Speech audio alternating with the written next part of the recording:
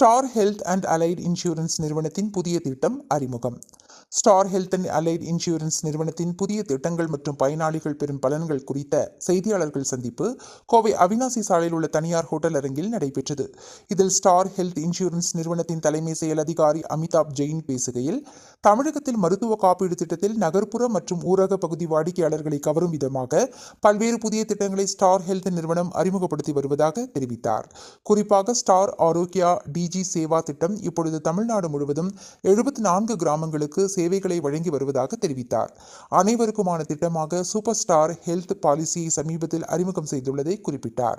இந்த பாலிசியின் வாயிலாக முன்பே இருக்கும் நிலைமைகளுக்கு குயிக் ஷீல்டு கவரேஜ், நிதி பாதுகாப்பின் மீதான உண்மையான வரம்பற்ற காப்பீட்டுத் தொகை மற்றும் கடுமையான நோய் அல்லது விபத்து மரணம் ஏற்பட்டால் பிரீமியம் தள்ளுபடி பலன்கள் உள்ளிட்ட தனித்துவமான அம்சங்களை வழங்குவதாக தெரிவித்தார்.